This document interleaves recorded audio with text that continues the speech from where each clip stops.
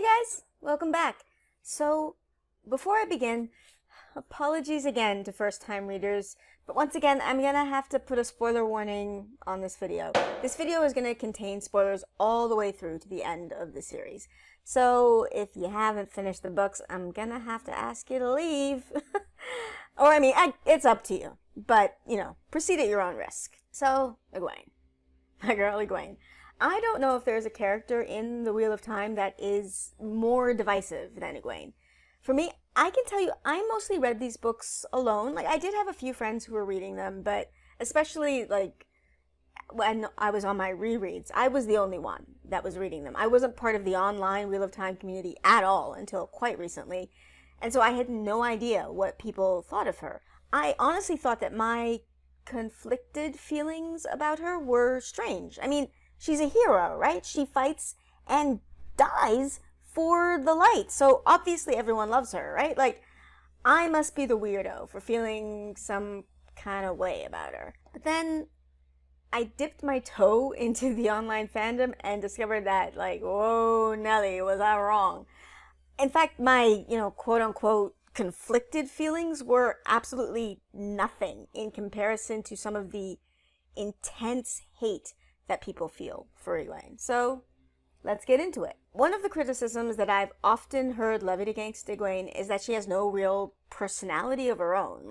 After leaving the Two Rivers, she immediately starts copying Moraine, taking out her braid and abandoning the Two Rivers culture. And then she dives right into the life of an accepted, 100%. And then she practically becomes an Aiel, and then she gets completely absorbed in being the Amyrlin. This criticism, honestly, to me, never held any weight. When I first heard it, I honestly thought, no, you're thinking of it wrong. Diving into new experiences and cultures is her personality. She's a sponge, and she wants to learn everything about everything. She commits fully to whatever it is that she pursues. And while I still actually very much think that this is true, as I've gotten older, and especially more distance between me and these characters, this actually holds even less weight to me. Egwene is 16 or 18 when the story starts? I think officially, actually, it's 16, but I age all the characters up in my head, because now that I am the age I am, it's actually hard for me to take them seriously if I think of them as 16-year-old kids or 18. They're just too young. But anyway, trying on new identities, exploring who you are and who you want to be, that's part of what being a teenager and a young adult, that's part of what that stage of your life is about. So saying that Egwene is somehow without a personal identity, it just kind of misses the mark for me. The next criticism I often hear about her is that she's an arrogant know-it-all. And this one's a bit more complicated for me to talk about, because there's a hard break in the books where my attitude towards Egwene shifts. For the first third of the books or so, I find this aspect of her personality, actually, it's endearing. She is confident and brave, and she dives headfirst without looking, and it's foolhardy, but I enjoy it. The fact that she's good at everything doesn't really bother me all that much, because it's hardly unique to her. All of our main characters are unusually skilled at things. And this doesn't really bother me because in the mythos of the books, it allows for it. The pattern would spin out people with the talents that are needed to fulfill the tasks that the pattern wants. Plus, even with her skills, she makes tons of mistakes. It is her and, the others, their naivety that results in her getting captured by the Seanchan. I've said it before in a previous video, but I am shocked by how little page time her capture by the Seanchan gets, because it looms so large in my mind. And I think deservedly so. What she went through was horrific. And, I think it goes without saying that an experience like that will change you. I think after this experience, she becomes more determined to be the best, to be in control, to dominate. And for a while on every reread, I cheer her on. But another of the main arguments used against Egwene is that she is arrogant specifically in her dealings with Rand. And well, this also doesn't hold a lot of weight for me. First of all, in the early books, we see a lot of Rand trying to tell her what to do and being controlling with her and her pushing back and standing up for herself. That isn't arrogance. And then we see Rand growing and becoming a leader and her being all like, huh, that's that guy from my village acting all big and powerful. And reacting the way I think a lot of us would if we saw our childhood friend giving orders to like an entire nation and having those people obey him. You know, she's incredulous. It would be weird to see for anyone, I think. I've actually seen this as a plot line in multiple shows. People, one person goes up in status and their friends have a hard time adjusting. Her reaction is normal. But most of the accusations of arrogance with Egwene come when she is dealing with Rand after becoming the Amyrlin seat. And to this, I shake my head. For one, she barely interacts with Rand after she leaves the Aiel. That arrogance that people are talking about mostly happens when she is literally the most powerful woman in the world and has a title and a position that has, as part of her duties, but she is to protect the world from harm. When dealing with other people in power, it's part of her job to be kind of arrogant, really. No leader can go into a meeting thinking, well, I'm going to defer to the other person. That's just not how things work. Plus, she's literally called the Watcher of the Seals. And here comes Rand, her childhood, I don't even know what to call it. They were kind of together, but we never actually see them acting like a couple except like they fight like couples. But okay, here he comes. He may or may not be crazy, and he basically says, you know, the only things that have protected the world from utter annihilation? Yeah, I'm gonna break those. And Egwene, like, along with every other character in the books, doesn't realize she's in a story. And that breaking the seals, you know, it makes narrative sense. Or actually, okay, well, no. She actually does understand that it makes narrative sense. She sees the logic in it, but because she's unaware that she's in a story, she doesn't realize that the fact that it makes narrative sense means it's going to work. Because real life doesn't always make narrative sense. That's just not how life is. So of course she doesn't just go, okay, cool, so you're going to break the things that I'm literally sworn to protect? No problem. That, to me, would have been an insane response on her part and would have felt really out of character and also just stupid. And Egwene is anything but stupid. Of course she's going to push back on it. That's literally her job. It's the right thing to do. To question and make sure that this is the correct thing and that Rand hasn't gone insane. Leaders are supposed to act like that when they meet with other leaders. It's part and parcel of the whole deal. But as I've said from the beginning of this video, I have mixed feelings about Egwene. But it doesn't start that way. There is a sharp divide in the books for me. She goes from being a character that I like and root for to being a character that I respect and root for, but I don't really like anymore. I want her to succeed, and I'm happy when she does. I cheer at her victories. I just don't like her as a person anymore. For me, this shift happens during Fires of Heaven. This is the book where she goes and trains with the Aiel ones. And again, she completely immerses herself in the new culture, doing her best to live by their rules and standards. And at first, I completely enjoy this. But then, you know what it reminds me of?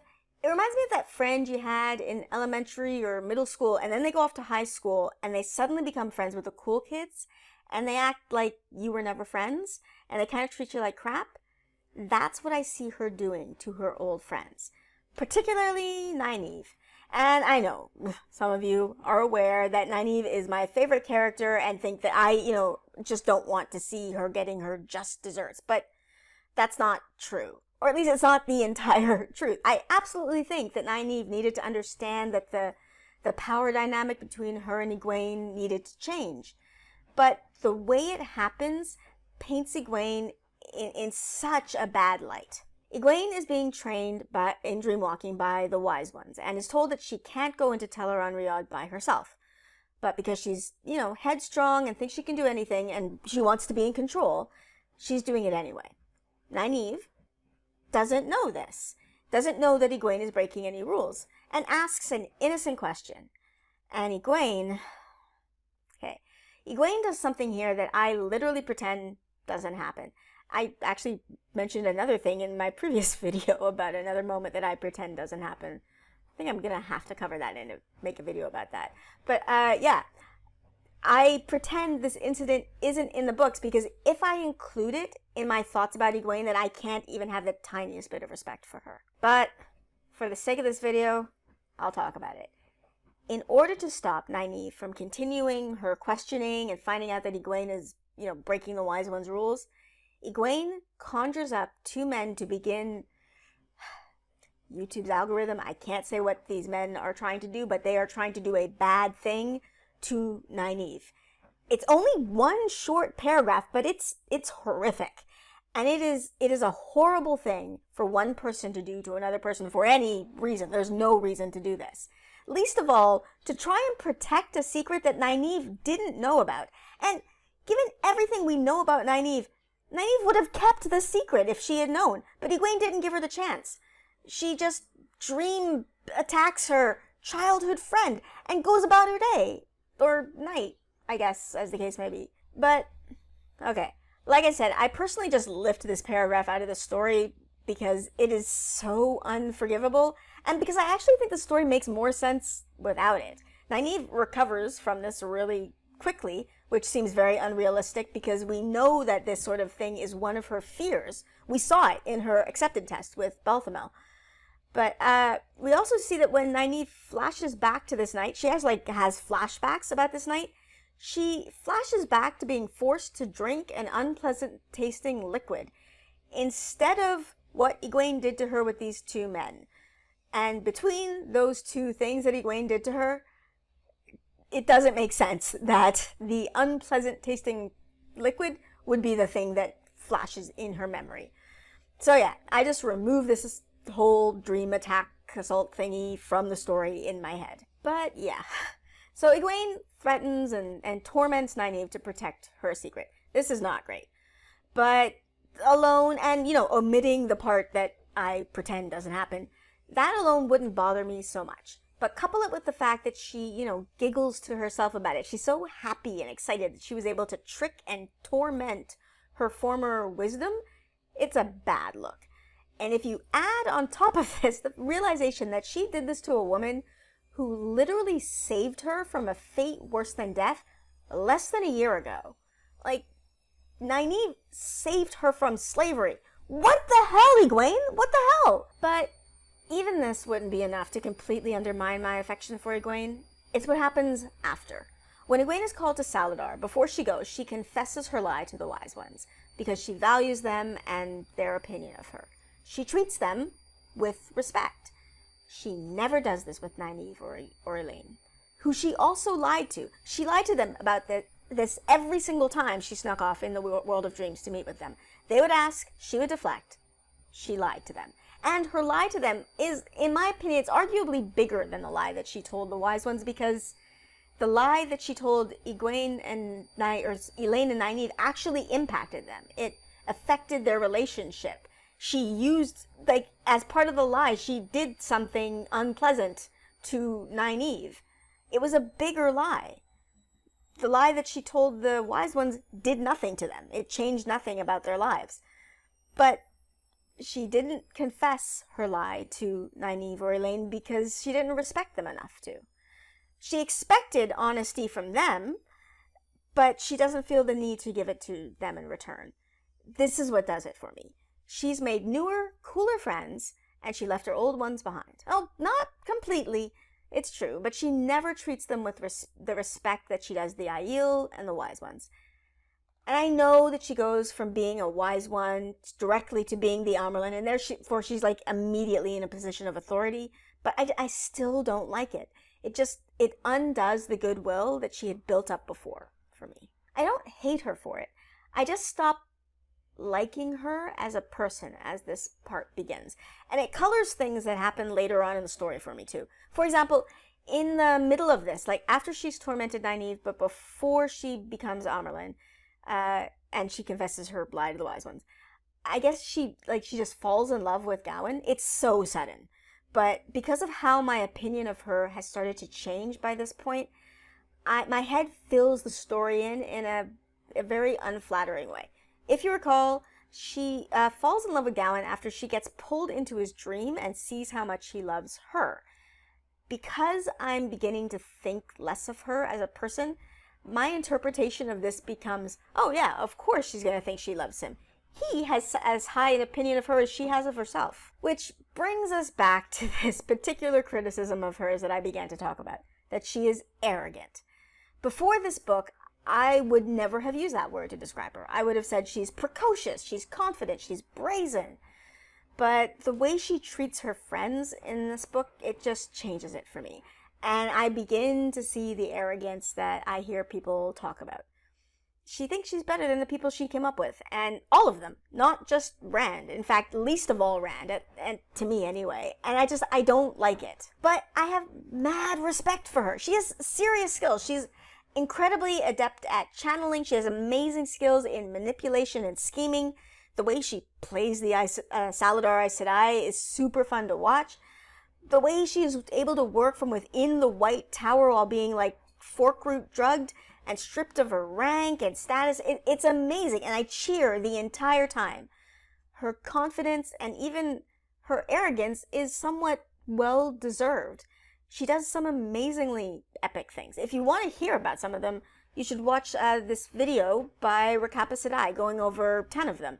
I agree with all of the items on her list, although not necessarily the order. But, well, I personally suck at ranking things anyway, hence my use of the Lesbianomics app to do it for me. So I know this video has been a little different than the previous, character analysis I have done. In the other videos, I have tried to find justification and explanations for character flaws. Not to excuse them, but to try and understand them.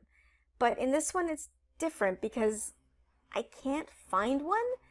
When I think about her life, and even the extreme trauma that she suffered at the hands of the Seanchan, I cannot think of a reason to explain her treating her friends, who again, saved her from that trauma, to start treating them so badly. Especially when we know that her motivation to do it was to keep a secret that she could have just told them, and trusted them to keep it. I personally think that she didn't tell them because she didn't want them to know. She wanted them to think that her status among the wise ones was higher than it was. But that's just a guess. We actually never really get an explanation for it. I know she isn't cruel or evil to Nynaeve and Elaine, at least not if I exclude that one unforgivable scene from the story, and that's why I don't hate her. But it isn't a good look. And I would have forgiven her if she had just granted her old friends the same respect that she granted her new ones. But she didn't, and that's that. And that's how I feel. So, yeah, this video has probably taken the longest of all of my videos, just getting my thoughts together, because I am so conflicted about her. She is awesome. She is incredible. She's amazing. She's powerful, iconic, but I just don't like her as a person. Anyway, I think that's where I'll end it today. Let me know your thoughts, Egwene. I know you have some. Leave me a comment below. And join my Discord. We have loads of fun over there, so I will leave a link to that in the description. And also, if you're enjoying these videos and you would like to support me, one of the best ways to do that is through Patreon. I am so grateful to my patrons that I have so far. You guys, it's appreciated more than you know. Really, thank you. I will link to my Patreon as well in the description. And as always, like, subscribe, and stick around for the art credits.